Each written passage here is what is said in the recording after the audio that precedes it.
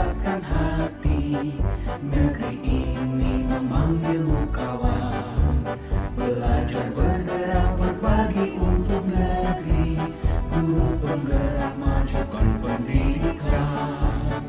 Guru penggerak menghamba para murid. Kreatif rancang pembelajaran. Hargai potensi, tingkatkan prestasi. Lahirkan profil pelajar Pancasila. Belajar bergerak berbagi untuk negeri. Kita menjalin kolaborasi. Belajar bergerak berbagi untuk negeri. Demi bakti pada Ibu Pertiwi.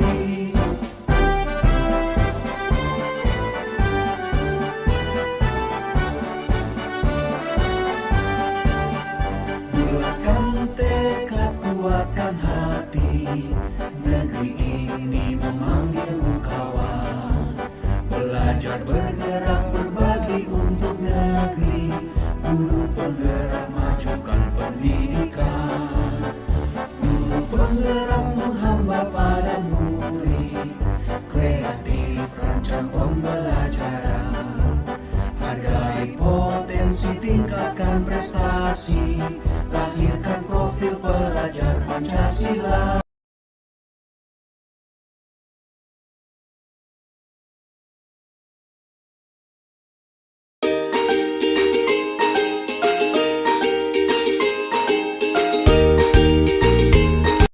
Warahmatullahi wabarakatuh.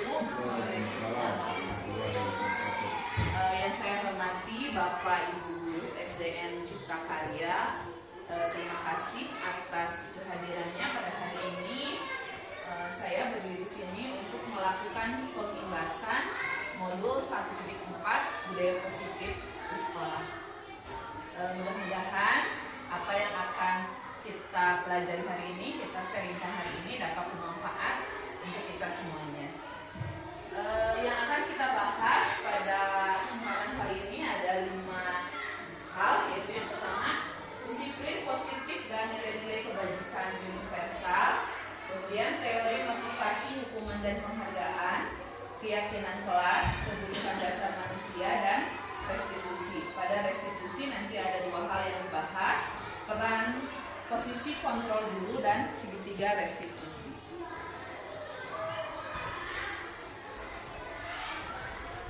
Kemudian ini disiplin positif dan nilai-nilai universal, kebajikan universal. Di dalamnya itu termasuk ada makna kata disiplin. Mungkin Bapak dan Ibu sudah tidak asing dengan kata disiplin.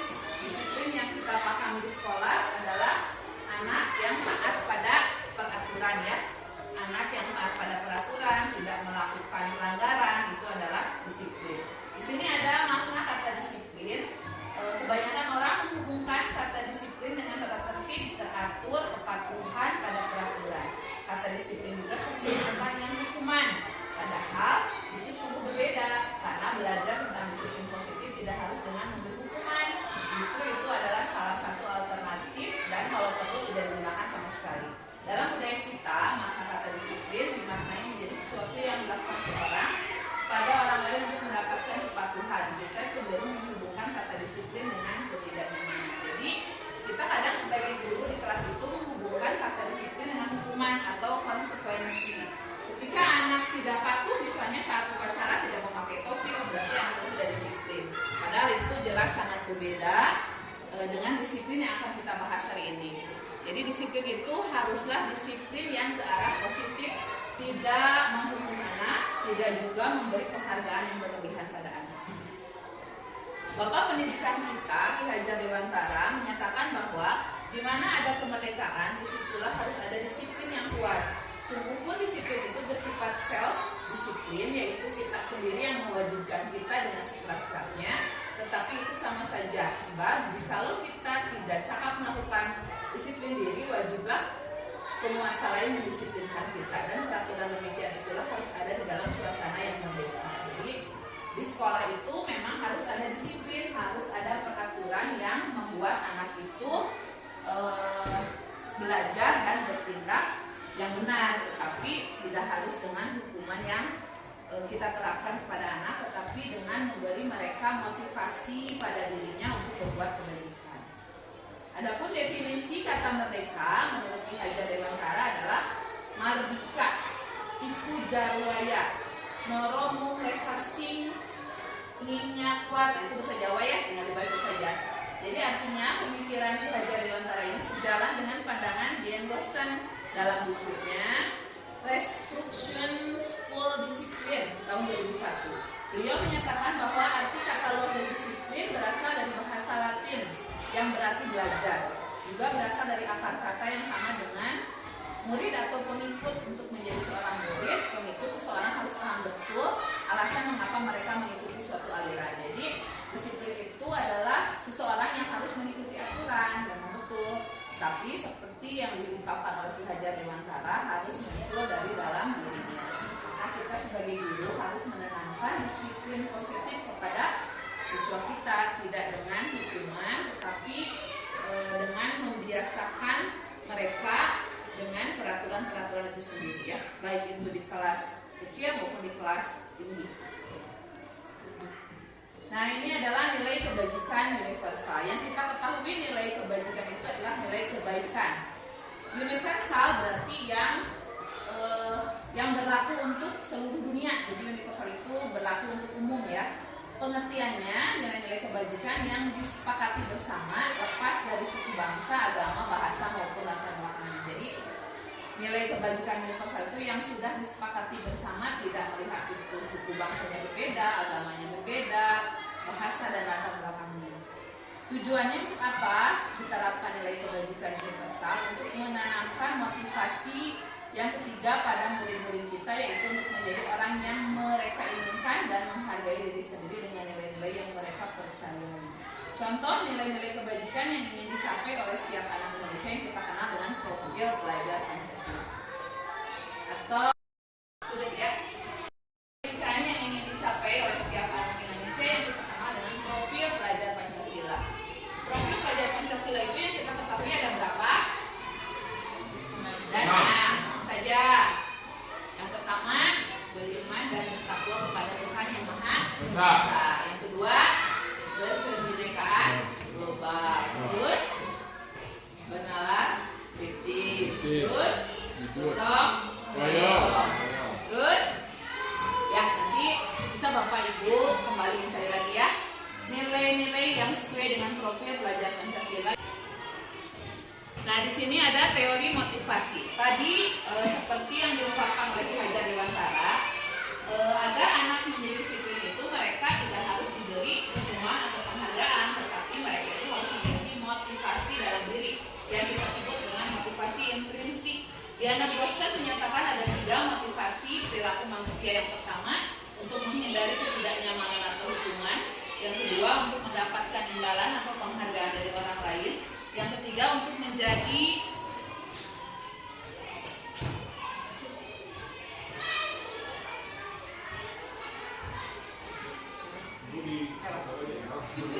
motivasi yang diungkapkan oleh Diana Gosen menyatakan ada 3 motivasi perilaku manusia. Yang pertama, untuk menghindari ketidaknyamanan atau hukuman. Yang kedua, untuk mendapatkan imbalan atau penghargaan dari orang lain. Yang ketiga, untuk menjadi orang yang mereka inginkan dan menghargai diri sendiri dengan nilai yang mereka percayai.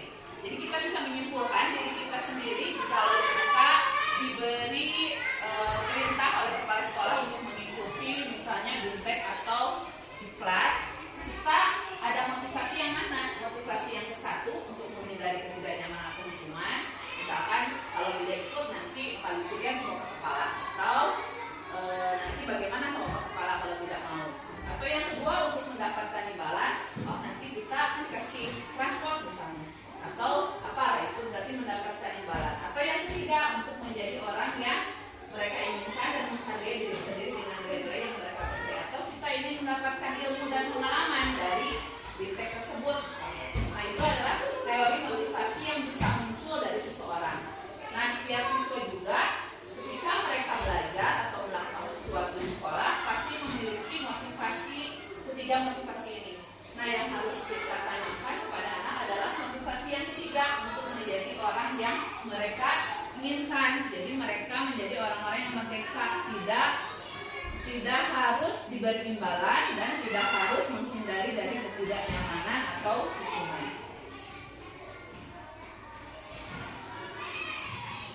Nah, di sini bisa diamati ya tabelnya, terlihat ke belakang. Tidak bisa diamati. Ini identitas gagal, identitas sukses, ada hukuman, ada konsekuensi, ada restitusi. Ini perbedaan ketiganya. Hukuman itu biasanya bentuknya itu satu arah. Misalkan ketika upacara anak tidak memakai topi, kita hukum. Karena kamu tidak pakai topi, sekarang kamu tidak boleh masuk kelas. Misalkan. Itu adalah hukuman.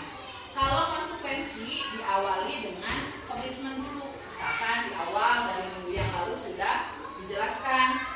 Kalau anak yang tidak pakai topi, misalkan nanti pulangnya harus di luar dulu ya, misalkan mengambil sampah atau apa, nah itu adalah konsekuensi. Jadi anak sudah tahu peraturannya dan ketika dia melanggar pasti ada konsekuensi yang harus dilakukan.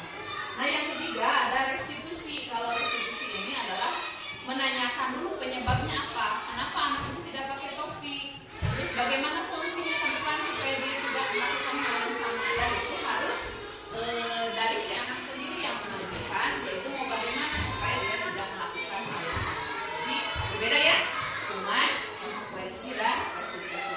Menurut Bapak Ibu mana yang paling baik kita terapkan kepada siswa? Restitusi. Ya, restitusi ya, karena hukuman itu memiliki dampak yang jelek pada anak. Begitu dengan konsekuensi. Jadi anaknya bisa mengalami down ya, karena misalkan dia beberapa kali melanggar. Karena konsekuensi nanti akhirnya dia bisa tidak nyaman di sekolah. Lanjut. Nah ini juga sama, hukuman itu sesuatu yang menyakitkan harus terjadi. Sedangkan konsekuensi sesuatu harus terjadi dan restitusi merupakan pilihan. Jadi anak itu bisa memilih apa yang harus dia lakukan. Nah sekarang untuk melatih kita tadi tentang perbedaan hukuman dan konsekuensi, di sini ada tindakan guru. Yang pertama mencatat 100 kali di dalam buku kalimat saya tidak akan terlambat lagi karena terlambat ke sekolah.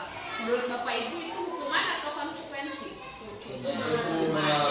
Yang kedua, lari mengelilingi lapangan basket 2 kali karena terlambat hadir di sekolah. Hukuman. Membersihkan coretan yang dibuatnya di meja tulis. Konsekuensi ya, karena di awalnya sudah diberitahukan. Terus murid diminta untuk push up 15 kali karena tidak menggunakan masker. Menggantikan kertas tugas teman yang telah dicoret-coret. Konsekuensi. Berjemur di lapang basket pukul 12 siang karena mengobrol dengan teman. Murid diminta bertelanjang kaki sepanjang hari karena tidak menggunakan sepatu warna hitam sesuai peraturan. Hukuman ya. Karena itu satu arah, jadi langsung diberikan kepada siswa. Ya, lanjut.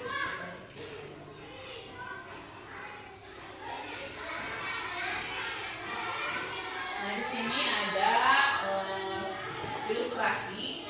Iva kurang menguasai pelajaran matematika sehingga pada saat pelajaran tersebut berlangsung, dia lebih banyak berdiam diri atau menggambar di buku pelajarannya.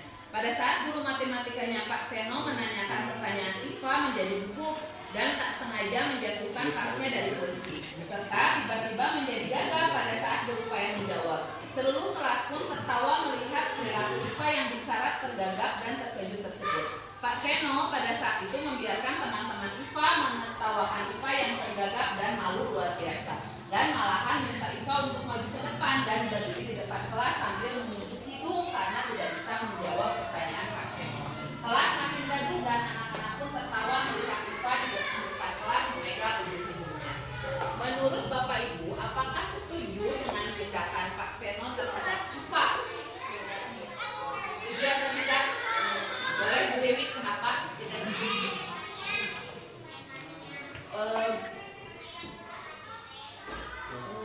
Karena itu hukumannya mungkin kurang tepat saja. Ya betul ya.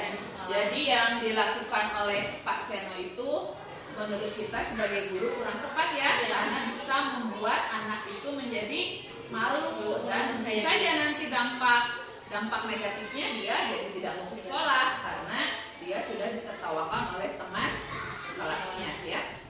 Nah kemudian yang lain ada yang setuju dengan apa yang dilakukan oleh Pak Seno? Tidak ada. semuanya tidak setuju ya, karena yang dilakukan Pak Seno itu kurang tepat. Kemudian yang kedua, menurut Anda tindakan Pak Seno terhadap IPA adalah sebuah hukuman atau konsekuensi?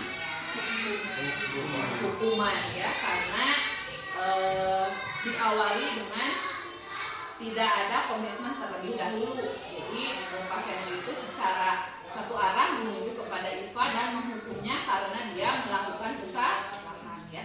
Lanjut. Nah di sini ada kalimat yang ditulis oleh Alfi Khan. Saat kita berulang kali menjadikan hadiah kepada anak-anak agar berperilaku bertanggung jawab atau kepada murid agar mempelajari sesuatu yang baru atau kepada seorang karyawan agar melakukan pekerjaan berkualitas, kita sedang berasumsi bahwa mereka tidak dapat melakukannya atau mereka tidak akan memilih untuk melakukannya. Nah, di sini ada kata atau kalimat penghargaan.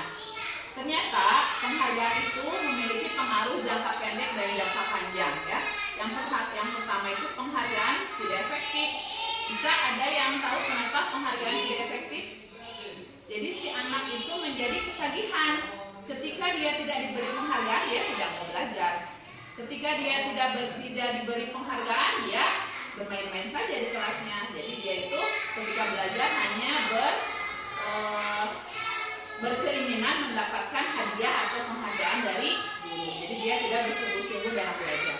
Kemudian penghargaan itu merusak hubungan. Artinya jika ada salah satu anak yang selalu mendapat penghargaan dari guru, anak yang lain akan iri ya, akan mengalami jadi down. Udah mau menang penghargaan, sesuai itu yang lain. Jadi dia tidak akan mau belajar lagi karena dia pasti kalah, tidak menang penghargaan lagi. Kemudian penghargaan mengurangi ketepatan. Nah, kebanyakan anak-anak yang ingin mendapatkan penghargaan itu asal saja menjawabnya atau dia tidak bersungguh-sungguh dalam belajar, jadi mengurangi ketepatan. Nah, terus penghargaan menurunkan kualitas, penghargaan mematikan kreativitas, dan penghargaan itu bersifat menghukum. Nah, sekarang kita bisa mengganti penghargaan itu menjadi penumbuhan motivasi diri, yaitu motivasi intrinsik kepada siswa. Biasanya kita suka memberi bintang atau memberi permen atau memberi kue kepada anak. Nah, itu ternyata memiliki dampak jangka panjang dan jangka pendek yang tidak baik. Maka sekarang kita bisa merubah dengan penumbuhan motivasi dalam diri anak. Jadi meskipun salah satu anak tidak bisa menjawab, kita bisa memberinya semangat. Misalkan dia bisa menyebutkan perkalian itu 2 kali 2 saja, kita sudah memberikan aplaus. Misalnya ya selamat, segitu juga udah bisa. Akan berbeda anak yang satu dengan yang lain itu. Misalnya anak yang lain mah 2 kali 2 udah biasa. Tapi kan untuk anak yang baru belajar, anak yang baru memahami, itu adalah suatu kesuksesan ya.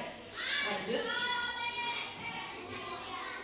Nah, yang kemudian selanjutnya yang ketiga, keyakinan kelas. Keyakinan kelas, seseorang akan lebih memotivasi dari dalam sehingga seseorang akan lebih bergerak dan bersemangat untuk menjalankan keyakinannya daripada mengikuti serangkaian peraturan tertulis tanpa makna. Jadi ada perbedaan antara kelas. Keyakinan kelas itu adalah sesuatu yang diyakini oleh seluruh warga dalam kelas itu.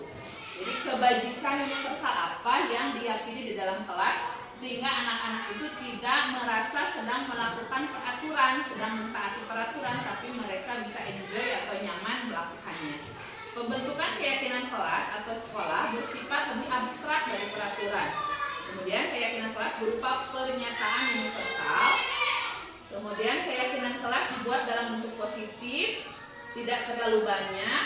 Kemudian sesuatu yang dapat diterapkan di lingkungan tersebut. Semua warga kelas hendaknya berkontribusi dalam pembuatannya dan bersedia meninjau kembali keyakinan kelas dari waktu ke waktu. Lanjut. Nah, di sini ada nilai kebajikan yang dituju dari peraturan, kemudian ada nilai kebajikannya. Nilai kebajikan itu yang universal tadi apa aja? Keadilan, kehormatan, peduli, integritas, kejujuran, pelayanan, keamanan, kesabaran, tanggung jawab, mandiri, berprinsip, keselamatan, dan kesehatan. Peraturan yang pertama, kembalikan barang ke tempatnya. Coba Bapak Ibu, nilai kebajikan apa yang dituju kalau kembalikan barang ke tempatnya? Apa? Disiplin. Tanggung jawab. Ya, jadi tanggung jawab. Dilarang mengganggu orang lain. Dilarang mengganggu orang lain. Berarti nilai kebajikannya apa? Integritas ya. Jadi anak itu harus punya integritas atau penilaian diri sendiri. Hadir di sekolah 15 menit sebelum dimulai. Disiplin. Ya, tanggung jawab dan disiplin. Mandiri juga bisa ya. Terus dilarang melakukan kekerasan. Keselamatan. Dilarang menggunakan narkoba. Kesehatan dan keselamatan. Bergantian atau menunggu giliran. Kejujuran, tanggung jawab dan disiplin. Gunakan masker. Keselamatan dan kesehatan. Nah, seperti itu ya Bapak Ibu. Jadi setiap peraturan atau keyakinan kelas itu dibuat untuk untuk ada tujuan nilai kebajikan yang dituju. Lanjut. Nah, ini kegiatan pendalaman keyakinan kelas. Kita bisa melakukan keyakinan kelas di kelas kita sendiri. Ada dua kegiatan yang bisa dilakukan. Yang pertama, kegiatan tampak seperti atau tidak tampak seperti. Jadi anak itu nanti di sini ada kegiatannya ya. Kalau kurang jelas, apa yang terdengar dan apa yang harus dilakukan oleh mereka. Jadi mereka belajar menghargai, menerima orang lain yang ada di dalam kelasnya. Kemudian bisa juga dengan kegiatan yang seperti ini di sebelah sini ada. Tugas saya dan tugas kamu. Jadi tugas saya sebagai guru apa? Dijelaskan kepada anak-anak. Terus tugasnya di sekolah di kelas itu sebagai guru itu apa? Jadi nanti ada peraturan dan keyakinan kelas yang harus mereka laksanakan. Nah, ini kemarin kita sudah melihat ada video tentang posisi kontrol guru. Ada 5, ada yang tipe penghukum, tipe pembuat merasa bersalah, sebagai teman, pemantau, manajer. Menurut Bapak Ibu, mana yang paling baik kita perankan sebagai guru di sekolah? Ya, sebagai manajer ya, seperti kemarin yang sudah kita lihat videonya. Lanjut. Ini ada langkah segitiga restitusi juga yang kemarin sudah kita sharingkan. Jadi ada 3, ada stabilitas identitas, ada validasi tindakan yang salah, dan menanyakan keyakinan. Nah, mungkin seperti itu Bapak Ibu yang bisa disampaikan hari ini. Untuk videonya kemarin sudah kita bahas dan sharing juga. Apabila ada pertanyaan yang Bapak Ibu tidak pahami, boleh ditanyakan. Ada yang perlu ditanyakan? Alhamdulillahirrabbilalamin. Kegiatan penimbasan hari ini sudah selesai kita laksanakan. Terima kasih kepada Bapak Ibu Guru dan Cipta Karya atas perhatiannya. Mudah-mudahan apa yang kita bahas dan kita sharing hari ini bisa bermanfaat untuk pengembangan diri kita sebagai guru dan membuat anak-anak kita menjadi lebih baik lagi, lebih sukses lagi ke depannya. Amin ya rabbal alamin. Ya, tadi kita sudah menyaksikan posisi kontrol yang harus diperankan oleh guru. Sekarang kita akan menyaksikan penerapan segitiga restitusi.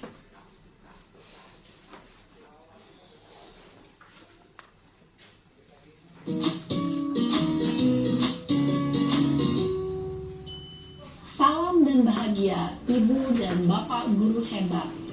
Pada video kali ini kita akan membahas tentang salah satu program disiplin positif yang diterapkan di lingkungan sekolah yang dikenal dengan nama restitusi.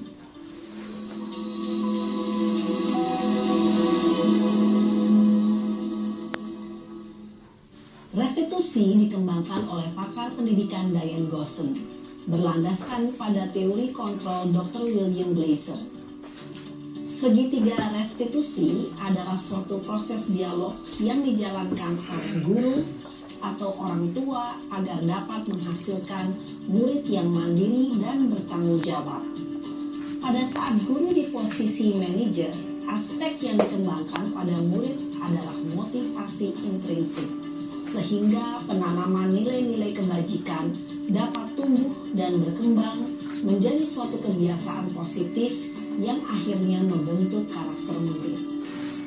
Proses dialog ini terdiri dari 3 langkah yang digambarkan pada ketiga sisi pada segitiga restitusi. Sisi pertama adalah menstabilkan identitas. Sisi yang kedua adalah validasi tindakan yang salah. Dan sisi yang ketiga adalah menanyakan keyakinan. Ibu dan Bapak guru, berikut ini akan ditunjukkan bagaimana seorang guru berada dalam posisi manajer menggunakan penerapan segitiga restitusi.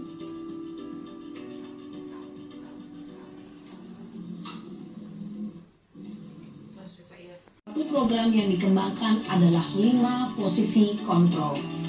5 posisi kontrol dalam restitusi adalah proses perjalanan seorang pendidik agar dapat mengenali dirinya. Pada video kali ini, kita akan membahas tentang 5 posisi kontrol yang dikembangkan oleh Diane Gosson dan contoh penerapannya.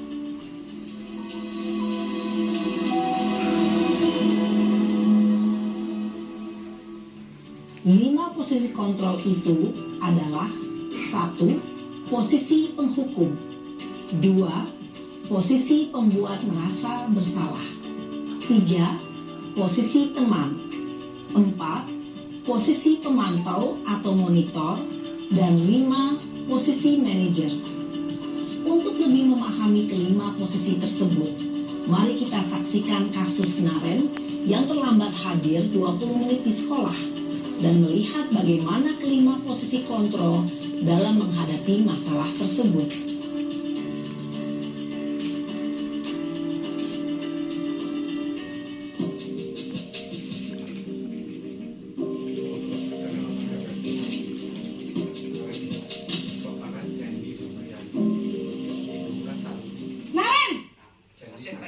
Halo, Assalamualaikum. Nama saya Dewi Susi Nuriana. Saya bekerja di SDN Cipta Karya. Saya bekerja dengan Ibu Rani SPD selama kurang lebih 4 tahun. Sekarang saya akan memberikan komentar berdasarkan video yang telah beliau tampilkan. Yang tadi, video pertama yaitu membahas posisi kontrol guru. Posisi kontrol guru ada 5, yaitu 1. Tipe penghukum, 2. Tipe pembuat rasa bersalah, 3. Sebagai teman, 4. Tipe pemantau, dan 5. Sebagai manajer. Sekarang saya akan memberikan tanggapan video yang kedua. Di video yang kedua itu membahas tentang segitiga restitusi. Segitiga restitusi ada 3 tahapan. Yang pertama yaitu menstabilkan identitas, yang kedua validasi tindakan yang salah, dan yang ketiga menanyakan keyakinan. Siswa yang melakukan kesalahan tidak boleh langsung dihukum, tapi guru memanggilnya langsung, melakukan pendekatan secara langsung, kemudian menanyakan masalahnya apa, sehingga guru bisa tahu apa masalah yang sedang dihadapi oleh siswa tersebut dan mencari solusinya secara bersama. Terima kasih. Wassalamualaikum warahmatullahi wabarakatuh.